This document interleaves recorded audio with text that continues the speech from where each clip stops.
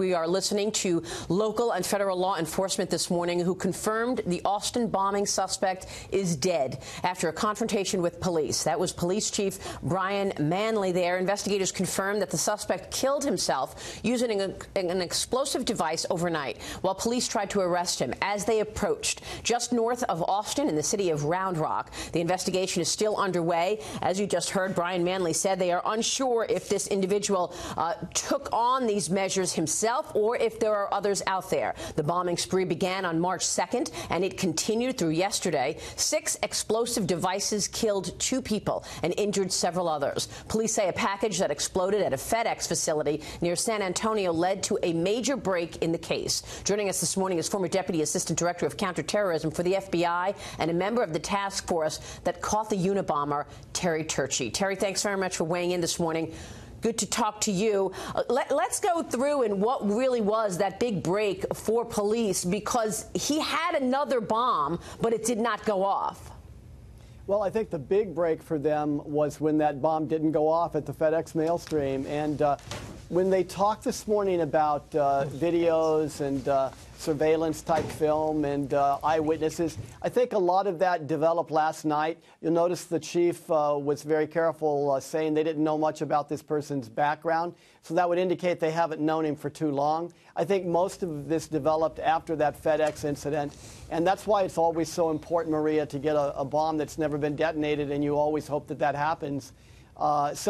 Another very important thing here is, the public safety interest right now, because even though they're very hopeful and certainly resting a little bit easier this morning, they still have to make sure that before they were able to apprehend this individual, identify him and deal with him, that he didn't get anything else off, that he didn't mail any other packages, that he hasn't put anything else on somebody's porch, that he hasn't done something else overnight. So that's kind of important. And he made an interesting statement that we're not sure where he's been in the last 24 hours. So that even maximizes the idea that they're really going to want to get out and make sure people are paying attention and try and retrace now where, in fact, this person has been to make sure there's nothing else out there.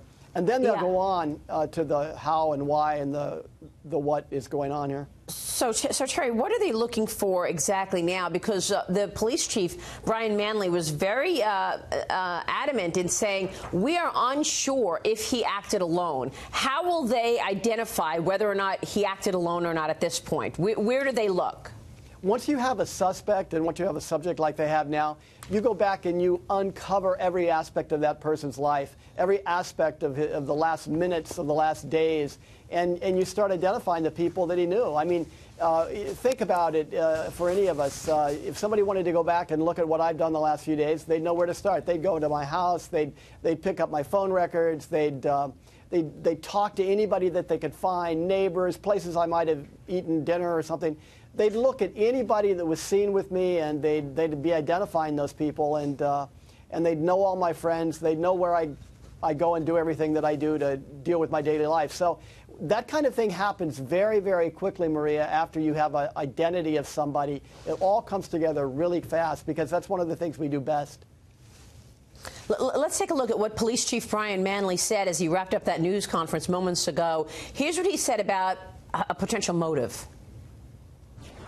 That's the one thing we don't have right now, is a motive behind this. We do not understand what motivated him to do what he did, and that will also be part of the continuing investigation as we try to learn more about him and to understand why he took the actions that he did. So, Terry Turchie, what process takes place now in terms of trying to find out why this happened, whether or not they can identify that motive? As part of finding out a lot about this person, they'll talk to people. And as they talk to all these people, that's one of the questions they're going to be talking about. What do you think happened? What was bothering this person? What kind of mental defects did he maybe have? As we've found out before with serial bombers, many of them have had mental illness type issues. There's writings. He may have written things. He may have kept journals or diaries. That's why it's important to go back and find out exactly where he was, exactly what his daily routine was, and where he lived, and who he lived with, if he lived with anyone. Those kind of things are very, very vital. And again, they kind of come together very quickly after you've identified someone. With Theodore Kaczynski, we've talked about this before, but When we found him, he kept track of every event and every day in his life for 20 years through 55,000 pages of handwritten notes. Not everybody's going to do that, but hopefully this person leaves some sort of paper trail as well about why he did what he did. So when you found those 55,000 pages of notes, that helped educate in terms of where he was, what he was thinking, in terms of getting to a motive. Absolutely. In fact, he laid out, he even psychoanalyzed himself. He said, a lot of people are going to say that I'm mentally ill. Well, I'm not. I want you to know, quote, I'm not. And he then went on to say, why did I do it? Well, I did it because I was angry. That's why. I'm really, really angry.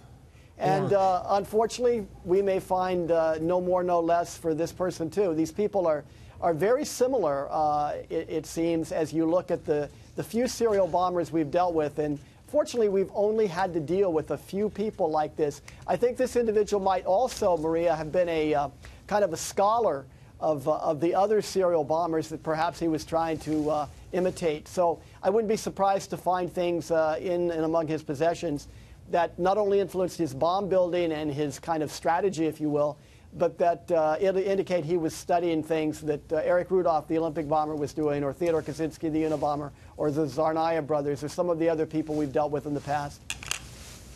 All right, Terry, thanks very much. Great insights from you, and we so appreciate it. Terry Turchie.